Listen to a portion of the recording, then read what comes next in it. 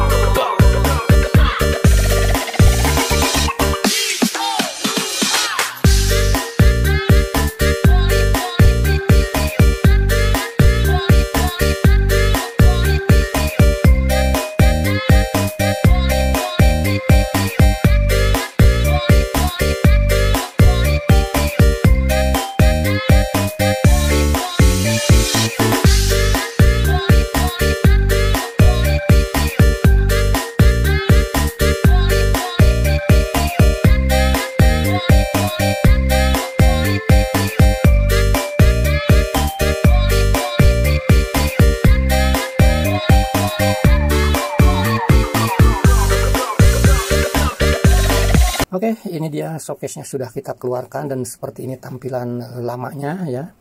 Yang dimana ada beberapa yang tidak dipasang, seperti karet kompresor juga tidak dipasang gitu ya. Tapi tidak jadi masalah, itu tidak kita permasalahkan, dan itu tergantung orang-orang yang mengerjakannya. Kalau hal-hal seperti itu ya, mengenai masalah berantakannya kabel-kabel, itu tergantung dari orang-orang yang mengerjakannya gitu ya. Itu punya cara masing-masing gitu ya. Oke, kita sekarang mulai pencopotan kompresor dan semua dudukan atau tempat kondensor ini beserta kompresornya sudah dilepas, bahkan sudah melakukan proses pembersihan dia punya kondensor, karena kondensornya juga lumayan cukup kotor, rapat ya celah udaranya. Lalu sudah melakukan proses pengurasan juga. Ini kalau dia punya kondensor ya, wajib kondensor ini wajib dikuras dulu ya, dikuras mempergunakan kalau kami mempergunakan metil atau taugen tersebut lalu ditekan dengan gas freon gitu ya. Setelah melakukan pembersihan di bagian dia punya kondensor, pengurasan, lalu tinggal melakukan proses, dan bahkan sudah dilakukan pemasangan filter ya, ganti baru filternya. Jadi untuk proses-proses ini mungkin emang tidak kami shot ya, karena emang agak repot kalau sambil memvideokan. Jadi lalu setelah proses pengurasan bagian kondensor serta pemasangan kompresor, kita tinggal berlanjut ke pengurasan bagian evaporator ya. Nah, di bagian evaporator ini yang tadi di awal kami katakan ya, sebagus apapun jenis kompresor yang kita gunakan, jika hal ini tidak dilakukan itu akan menjadi percuma. Tidak usah menunggu berapa lama bertahan dinginnya ya. Dalam waktu itu juga pasti bermasalah ketika hal ini dibiarkan, tidak dikuras gitu ya. Karena dampaknya nanti yang kotor ini akan terbawa sedikit demi sedikit ke dalam kompresor yang baru, bahkan bisa menyumbat di bagian pipa kapiler. Lama-kelamaan seperti itu. Sangat bermasalah lagi ketika kotor yang hasil pengurasan ini, kotor seperti ini, masuk ke dalam kompresor yang baru tersebut. Gitu ya. Oke, jadi pada dasarnya untuk setiap penggantian kompresor itu wajib melakukan pengurasan seperti ini. Istilah kata ini di flushing dulu ya. Kita isi dengan taujon, lalu kita tendang dengan gas freon ya seperti ini sampai freon yang keluar itu bersih atau sudah tidak mengeluarkan kotor ya. Ini di telapak tangan saya juga sangat menjadi coklat ya. Ini kotoran murni dari evaporator ya. Dengan melakukan pengurasan seperti ini, antara pipa kapiler beserta evaporator itu benar-benar kekuras ya.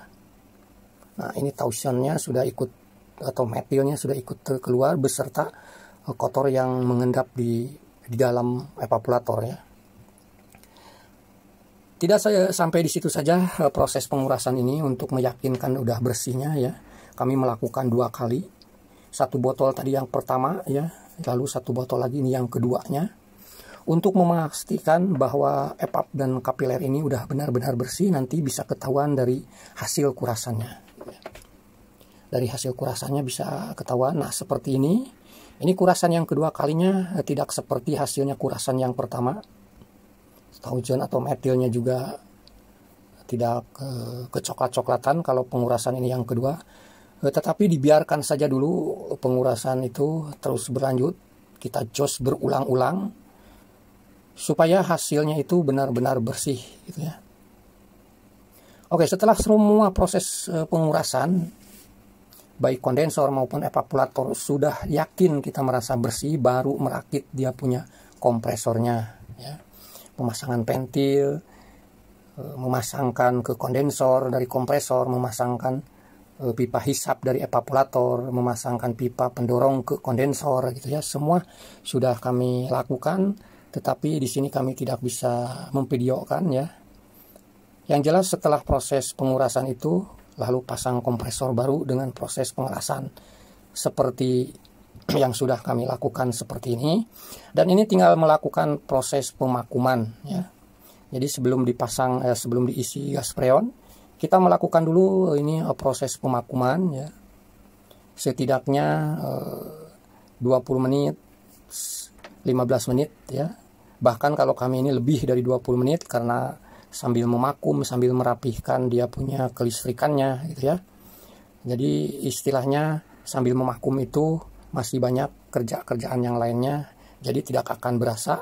Kalau proses pemakuman itu kisaran 15 menit, 10 menit itu tidak akan 15 menit, 20 menit bahkan lebih dari itu tidak akan berasa gitu ya. Karena kita bisa disambil dengan merapihkan kelistrikannya gitu ya. Oke, setelah kelistrikannya sudah terpasang, semua proses pemakuman sudah selesai, kita tinggal mengisi gas freonnya. Dalam proses pengisian gas freon ini jangan digentak atau jangan sekaligus. Wajib pelan-pelan terlebih dahulu sambil kompresor tersebut dalam posisi running ya.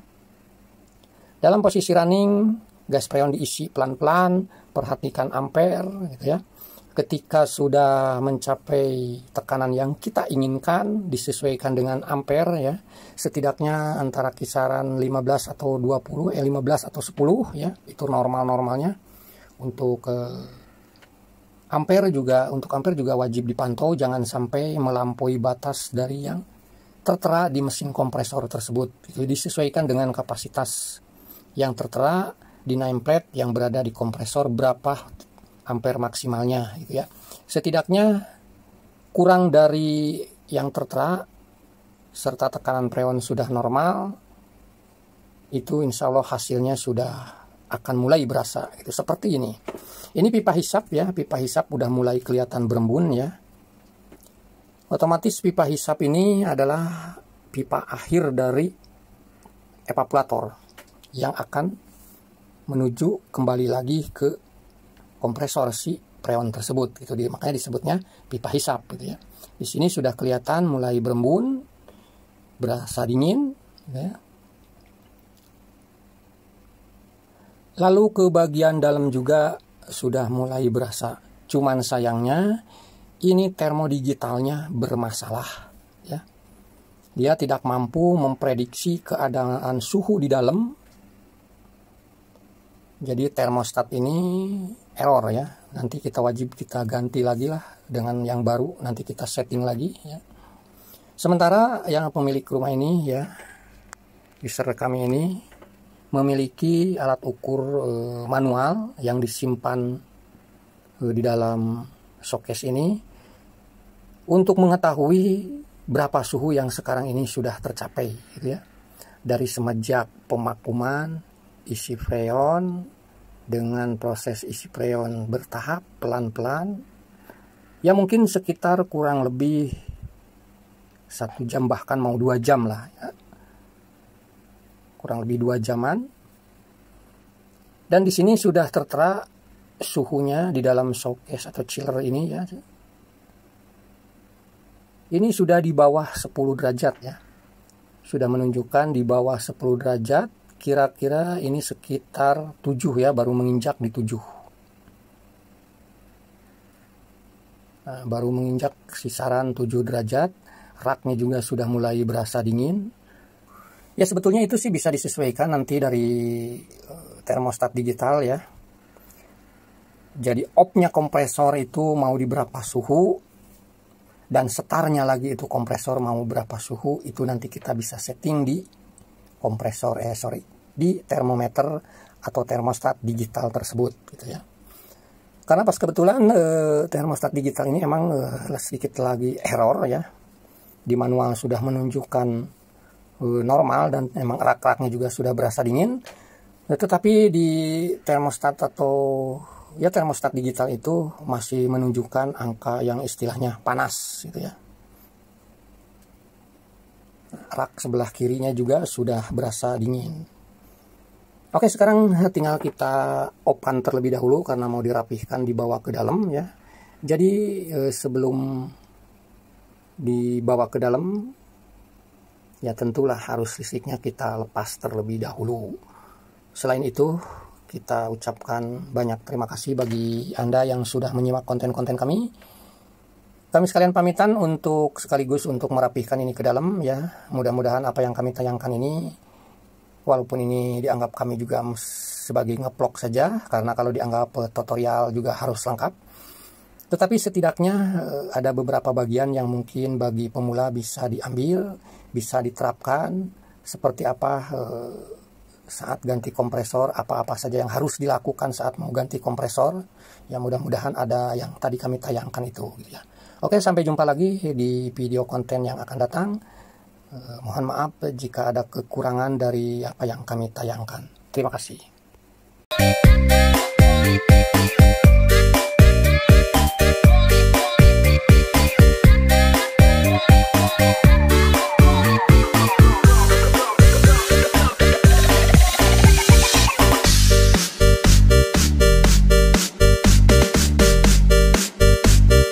Baik, itu saja yang bisa kami sampaikan. Semoga sedikitnya ada manfaat. Terima kasih bagi Anda yang sudah mensupport channel kami. Semoga Anda, kita semua selalu diberikan kesehatan, dimudahkan berbagai macam urusan. Amin, amin ya robbal alamin. Terima kasih. Assalamualaikum warahmatullahi wabarakatuh. Salam Ainin Jazz.